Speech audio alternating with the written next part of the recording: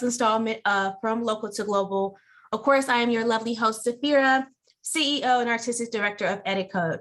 So this episode is actually going to go a little bit differently because we are going to discuss the steps of traditional manufacturing. And I do have a little goodie up my sleeve, so you guys don't ever say that I don't love you, because in the next video, I'm actually going to show you guys a service that has like a very low monthly fee, but they can do everything in-house for you. Not necessarily in-house, but it's like a one streamlined platform. And I do think this is going to benefit individuals that might not have a complete team just yet. And they're starting out on their own, they're doing everything by themselves.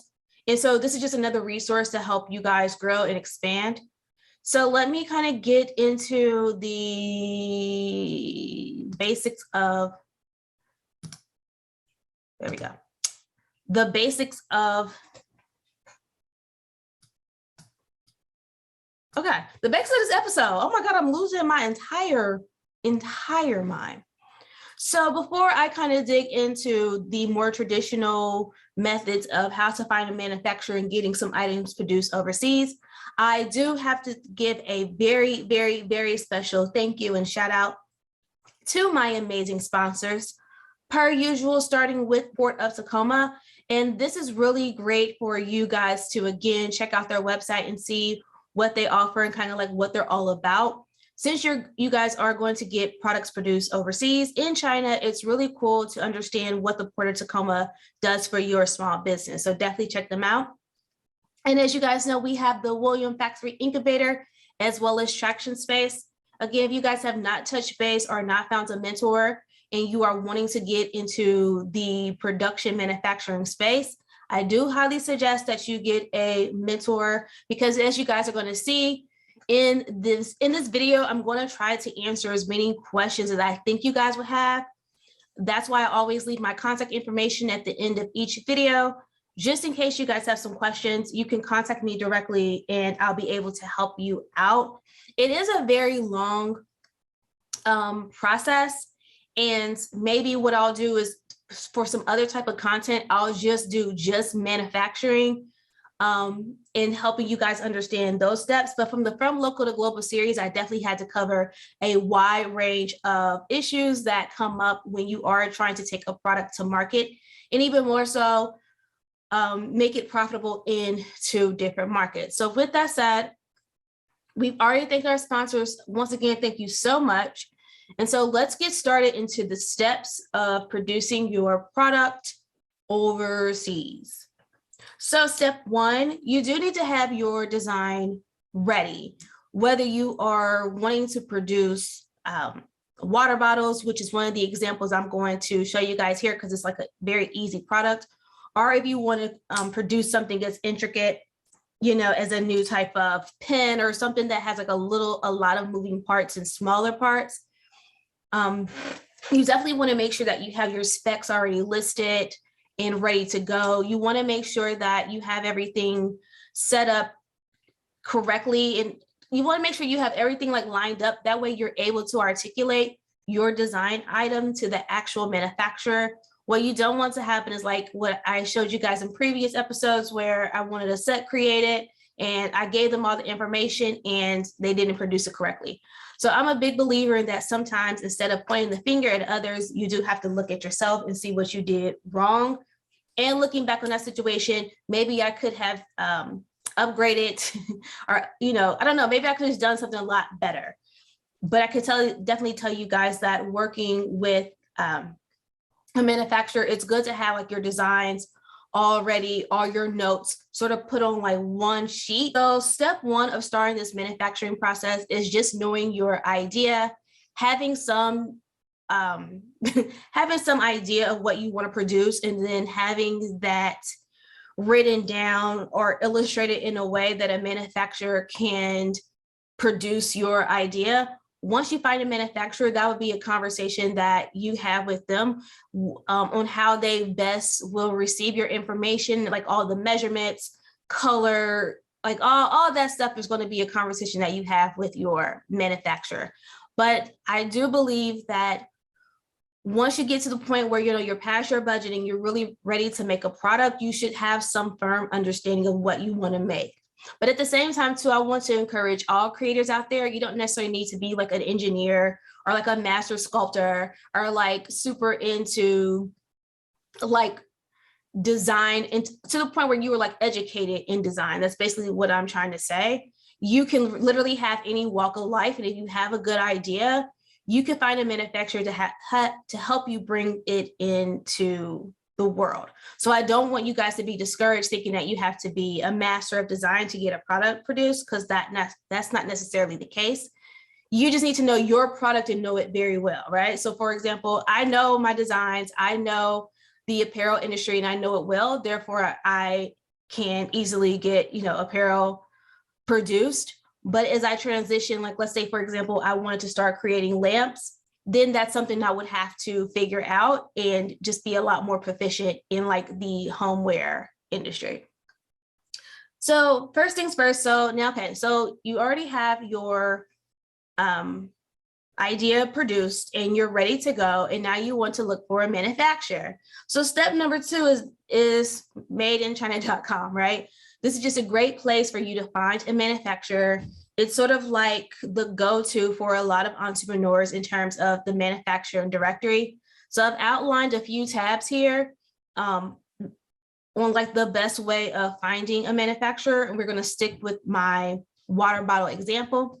So as you guys can see, this is the homepage, pretty self-explanatory. I'm pretty sure you guys have seen this layout of websites on other, like with other companies. So it's not anything like new or super foreign. It's definitely user-friendly, like any other site, outlining all of its services, very clean, very to the point, and that's what I like about this particular website. So taking the example of the water bottle, you are an entrepreneur, you want to produce like a really cool water bottle. So you would come to madeinchina.com and you would search water bottles, right? So keep in mind that your design for a water bottle, you're not going to see on the site, clearly, because you haven't designed it yet, but you will see products that are very, very similar to the product you want to create, right? So just take a nice little cute stroll and just review all of the type of products that Made in China offers, right? Or these manufacturers can create, right?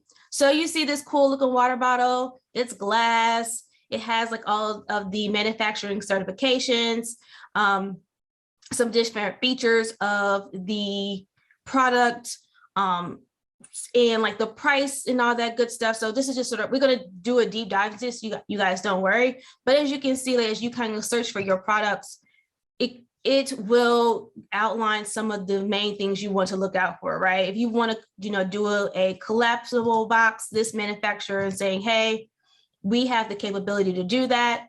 This should also show you that, hey, they also have the capability of working with like some highly flexible plastics. So this could be a manufacturer that you will want to touch base with. So all different types of water bottles, right? Whatever you can think of, they pretty much have it. I believe I sit up here and I click the diamond member, just so you make sure you're getting the highest quality of manufacturer.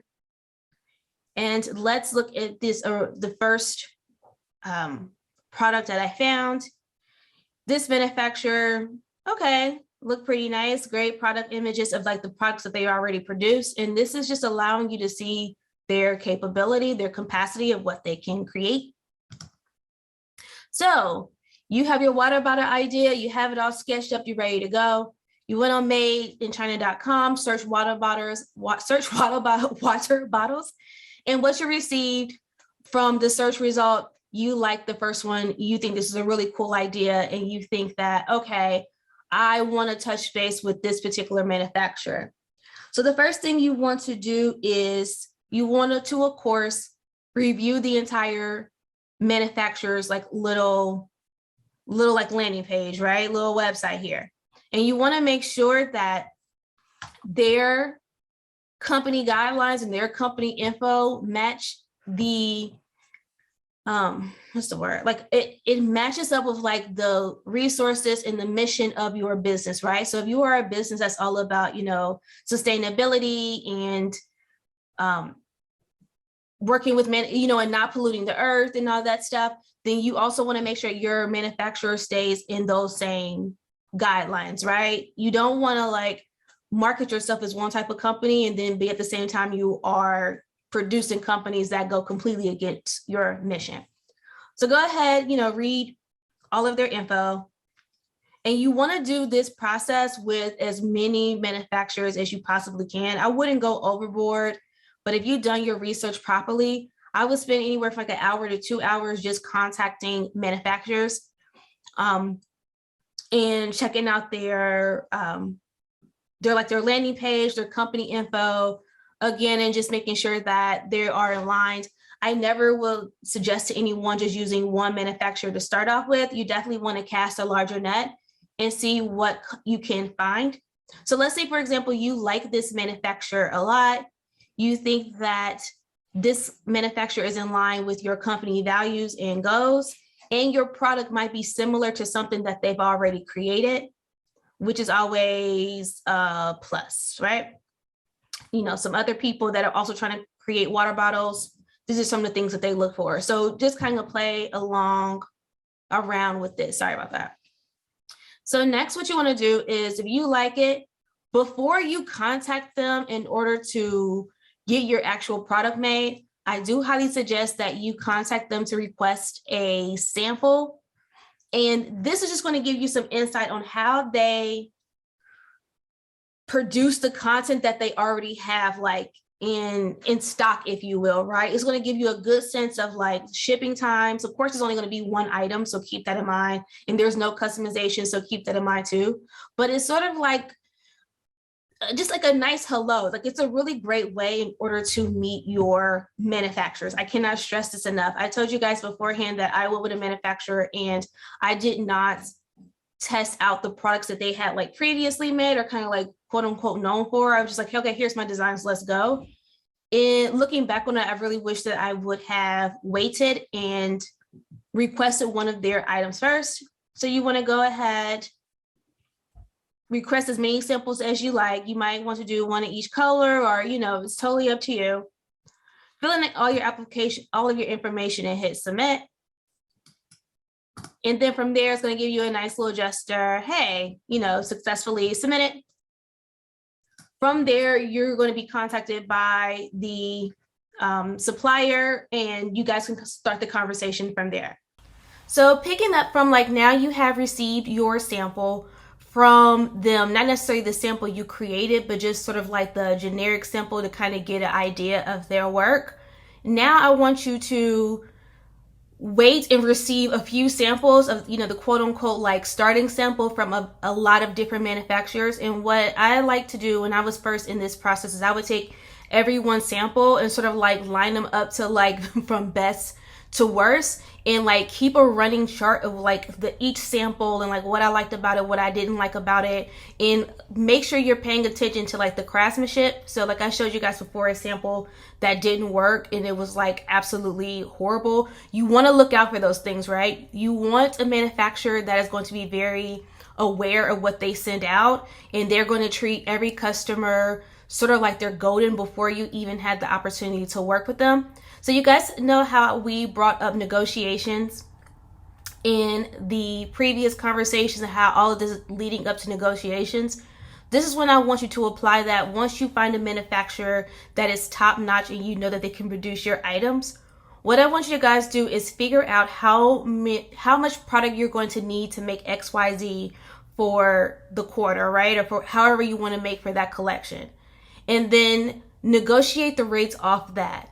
One thing that I always do is if it's a manufacturer that just produces like the absolute best sample and I know they're the one for me, I have like that very candid conversation with them like via WhatsApp and sort of like just letting them know like, hey, I am a small organization. I am going to grow, but I can promise you if you give me this product at this rate right now, then in like a month or a quarter, I'll be able to do XYZ, right? So you want to make it worth they're wild for kind of giving you like a break now, right? You want them to be excited and looking forward to working with you, because that's how you build those relationships. That's how you walk in a room with $1,000 budget and you walk out like with 10,000 of everything that you needed, right? It's all about those negotiations and setting those relationships. So make sure that you're doing that on this end.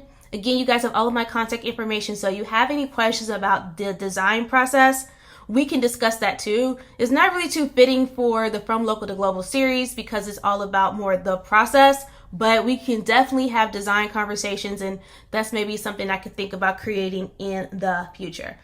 So with that said, you guys, I know it was a lot to take in and it still might seem overwhelming, but at any given time you have any questions, or if you want more of a deeper dive, please let me know and I'll be more than happy to help you directly.